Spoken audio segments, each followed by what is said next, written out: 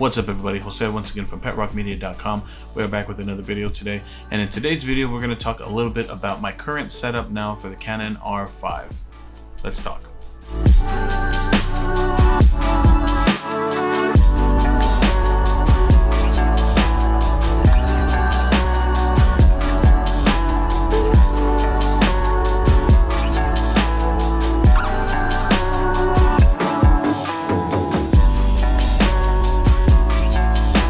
Alright everyone, thanks for stopping on by. Shout out to all the 2,996 people who have subscribed to the Pet Rock community. I thank each and every one of you for supporting the channel, stopping on by, viewing our content on this little channel that we have here in the YouTube world.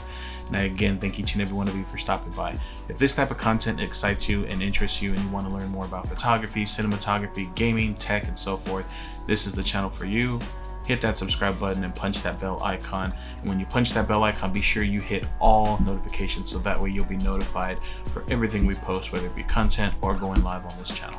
So the first lens we're going to look at is the lens that is currently on the body right now, and it hasn't left the Canon R5 ever since we purchased it and did a quick review on it, and you can see that up here in the cards. Be sure you check that review out. It goes into the video capabilities of this lens, autofocusing, color rendition, things like that. So if that's something that interests you for this particular lens, be sure you check out the cards in the corners. So the lens we're talking about is the 35mm f1.8 RF lens. This lens so far has been one of my all-time favorite lenses. I love the focal point of 35mm on a full frame body. I think it's great for street photographers. I think it's great for those up close portraits. Now obviously with portraits, usually you want to go with a much longer reach, so like an 85mm, 100mm. Even if you have the 70 to 200, you're usually always out at about 105, 110, sometimes even at 200mm for portraits. But for me, those up close style portraits are ones that I really enjoy taking of my clients, especially brides, things like that. So I really do think this 35mm is a game changer when it comes to adding it to your RF mount, whether it be the R6 or the R5. I really do think the 35mm is a must-have in your camera bag for any type of event. For video, it does have its weaknesses, and again, check that video out. It does have some weaknesses when it comes to video. So I wouldn't necessarily say that you're buying this lens strictly for video, but if you wanted to utilize it for quick shots and some B-roll, this is definitely a lens, or a talking head shot. This lens is definitely going to be useful in those situations.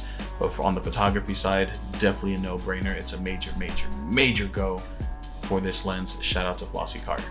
On the lens itself, it has built-in image stabilization, as you can see right there, along with the switch for manual focus and autofocus. This lens also doubles as a macro style of lens, so you can utilize it to get some up close macro shots. And right here you can take a look and see the minimum focusing distance for the lens right there. Overall, a great lens. If you bought the Canon R5 body only and you're looking to purchase a lens that won't necessarily break the bank, I believe this lens is the perfect lens to start off with. It was recently going for $100 off, but I believe that discount has expired and you're now back to the full price of $499. But in my opinion, still a banger of a lens, a great value, and definitely one worth picking up to add to your camera kit. Now the other lens I'm going to be bringing up right now is one that I'm currently doing a review on, taking some photos, still putting it through some tests, but I wanted to share with you guys one of these lenses that you could potentially be getting for a super banger of a deal, because Canon just recently announced this lens as one of the ones they're going to discontinue. I've had this lens for a couple of years now. Well, I would say about 4 or 5 years, so a little bit longer. I really love utilizing this lens because of its smallness, compactness, and lightness. I really love utilizing this on my film bodies from Canon to do street photography. And that lens that I'm talking about is the Canon 40mm pancake lens. Now currently it is on the adapter from Canon themselves, the EF to EOS R mount, and you can see the wording right there. Now this is the cheaper model. This is their entry-level model adapter. It is $100 and it does not offer any type of control ring, any type of ND filtering, anything like that. It is a straight adapter that allows you to adapt your older lenses to the new Canon EOS R, R5, R6 mount. There is no glass,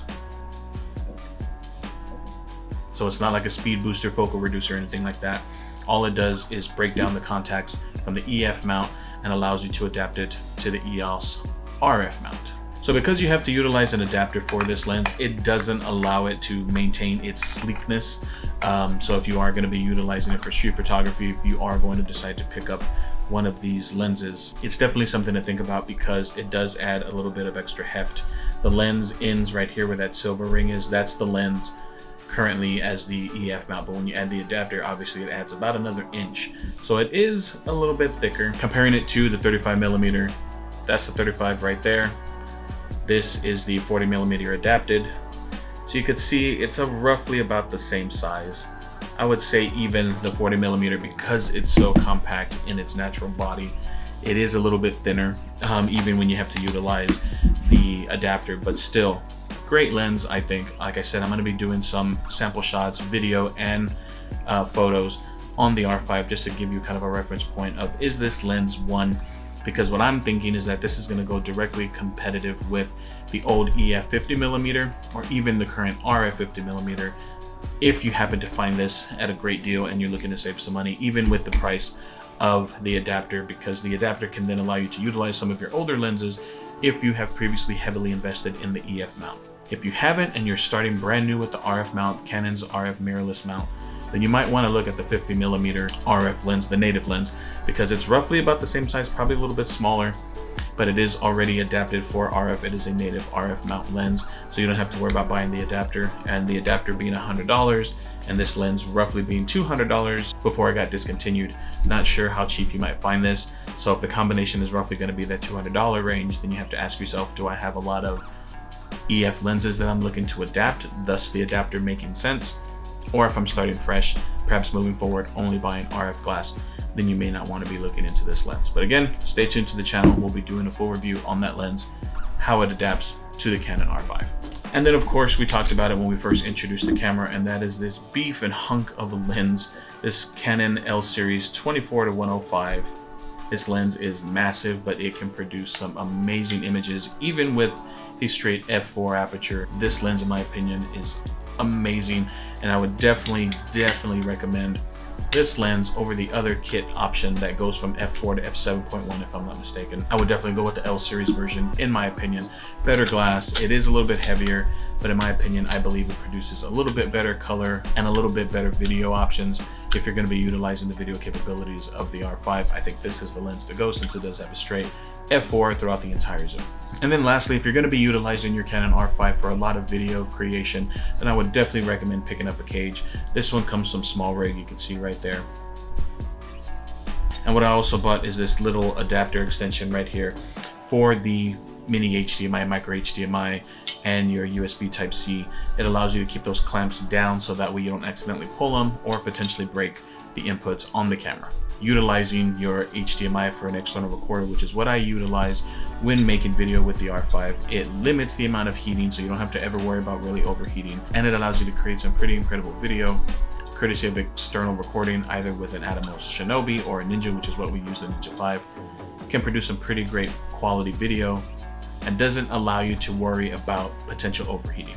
So I went with the Small Rig. I really love Small Rigs cages. I have them for majority of my cameras that I utilize for video, whether it be the X-T4, I had it for the X-T3, X-T2. I'm shooting right now on the Sony ZV-1, and it has a Small Rig cage on it with a wooden grip, which adds a little bit more beef to the camera, but it allows me to really create some pretty amazing videos, to attach some microphones and things like that. So that's definitely something to think about. Whichever camera you're going to utilize, look into Small Rig and their cages. It allows you to mount various of things, microphones, lights, things like that. Definitely worth checking them out. And then really lastly, it's not really something, but my straps that I utilize are the Peak Designs, whether it be this little wrist strap that I have right here, or their slide sling strap like this, which I really like because of the adjustment. It's really just this little kind of seat belt thing. You open it and then it allows you to stretch or make smaller or extend your strap.